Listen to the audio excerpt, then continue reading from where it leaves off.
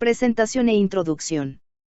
Buenas tardes compañeros, nosotros les venimos a hablar del tema de pena de muerte en México. Como introducción al tema les comento que la pena de muerte en México ha sido tema de debate durante siglos, pero que en el año 2005 México abolió la pena de muerte en crímenes comunes con una reforma constitucional. México se convertía en uno de los países donde no aplica esta pena. Sin embargo, aún existía la pena capital, pero solo para delitos militares hasta la reforma de 2005. México había abolido la pena de muerte en 1929 para la mayoría de los crímenes, y en su lugar, el sistema de justicia penal ha utilizado otras penas, como la prisión perpetua o condenas largas. La decisión de abolirla fue motivada por una serie de factores, entre ellos el respeto a los derechos humanos y el compromiso con los estándares internacionales, ya que México es firmante de tratados como la Convención Americana sobre Derechos Humanos, que prohíbe la pena de muerte en tiempos de paz. El tema sigue siendo debatido en la sociedad y la política mexicana, especialmente en contextos de violencia extrema y la lucha contra el crimen organizado. Sin embargo, la postura oficial del gobierno y de la mayoría de la sociedad es en contra de su aplicación. La historia de la pena de muerte en México es muy antigua. Se tiene noticia de ella desde las culturas precolombinas. En el derecho azteca, las formas de aplicar esta irreparable pena eran crueles y dolorosas, entre otras, descuartizamiento, decapitación, lapidación, garrote y horca. En la época colonial, en tiempos de la Inquisición, la muerte como pena fue práctica común junto con la tortura y los castigos corporales, azotes, marcas y estigmatizaciones. Después de la independencia, la pena capital siguió presente. El primer Código Penal de México independiente, promulgado en el estado de Veracruz en 1835, el primer Código Penal de México estableció la pena de muerte con un conjunto de reglas detalladas sobre cómo se debía ejecutar, incluyendo la forma en que se trataba al condenado antes de la ejecución y el tipo de ejecución, como el garrote o el fusilamiento. También menciona que la ejecución era pública y la sepultura del condenado era en un lugar sin honra. Sin embargo, en 1869, el Código Penal del Estado de Veracruz, influenciado por los principios de la Constitución de 1857, eliminó la pena de muerte para todos los delitos, lo que representó un avance significativo en esa época. Código Penal Federal de 1871, también conocido como Código Juárez o Código Martínez de Castro.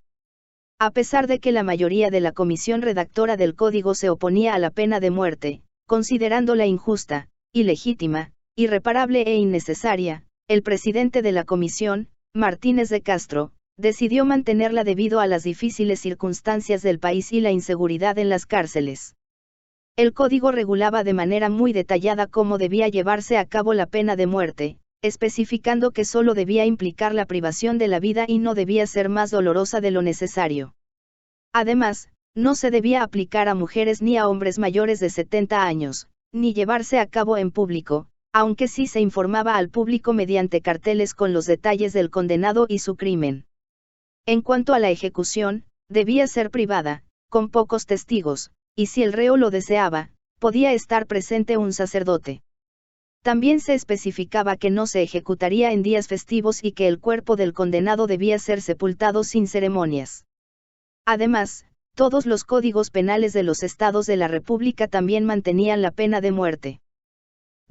El Código Penal de 1929 abolió esta pena, y con ello quedó proscrita en el ámbito federal, en los territorios federales y en el Distrito Federal.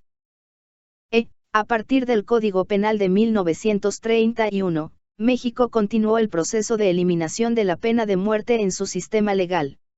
El Código Penal de 1931 no incluyó la pena de muerte en su lista de castigos, siguiendo la tendencia iniciada en 1929. Después de ese año, varios estados de la República Mexicana comenzaron a abolir la pena de muerte en sus propios códigos penales, en fechas que varían entre 1924 y 1975. Entre los primeros en hacerlo estuvieron Michoacán en 1924 y Querétaro en 1931. A lo largo de los años, otros estados como Jalisco, Zacatecas, Chiapas, Puebla, Veracruz, y muchos más, fueron eliminando gradualmente la pena de muerte hasta que los últimos estados en hacerlo fueron Hidalgo en 1962 y Sonora en 1975. Este proceso muestra cómo la abolición de la pena de muerte se extendió progresivamente a lo largo del tiempo en México. Riesgos de errores judiciales y la ejecución de personas inocentes. Uno de los argumentos más poderosos contra la pena de muerte es el riesgo inherente de que personas inocentes sean condenadas a muerte. En sistemas judiciales, incluso los más robustos, existen márgenes de error. Los errores humanos, las pruebas falsas, la falta de recursos para una defensa adecuada y los prejuicios pueden llevar a condenas injustas. En el caso de la pena de muerte, un error judicial no solo significa una condena errónea, sino la ejecución irreversible de un ser humano. En el sistema judicial mexicano, a pesar de los avances hacia la modernización y la mejora en las garantías procesales, las posibilidades de cometer errores graves han sido evidentes. La falta de acceso a una defensa adecuada, especialmente en casos de personas de escasos recursos, puede aumentar significativamente la probabilidad de que una persona inocente sea condenada. Este tipo de errores es particularmente preocupante en un contexto como el mexicano, donde las prisiones están sobrepobladas, las autoridades a menudo carecen de la capacitación adecuada y el sistema judicial enfrenta presiones políticas y sociales que pueden sesgar los juicios. Casos de revisión de condenas erróneas o mal fundamentadas en México. Aunque la pena de muerte fue abolida en México en 2005, su legado y las lecciones aprendidas siguen siendo parte del debate actual sobre la justicia penal en el país. Durante la época en que se aplicaba, México fue escenario de varios casos donde condenas erróneas fueron revisadas, lo que dejó en evidencia los fallos del sistema judicial y la posible ejecución de personas inocentes.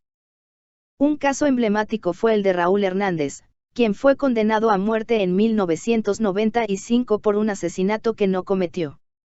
Hernández pasó años en prisión hasta que, en 2002, se descubrió que su condena se basaba en pruebas falsas y testimonios dudosos. Afortunadamente, la revisión de su caso permitió su liberación, pero no sin antes sufrir años de condena injusta. Este caso expuso las debilidades en el proceso judicial y mostró cómo un error judicial podría haber resultado en la ejecución de una persona inocente, de haberse mantenido la pena capital. Otro caso relevante fue el de Héctor Luis El Güero Pérez, quien también fue condenado injustamente a muerte por un crimen que no cometió. Tras una revisión exhaustiva de su juicio, en 2003, se demostró que la prueba utilizada para su condena era errónea, y fue liberado después de años de estar preso por un crimen que no había cometido.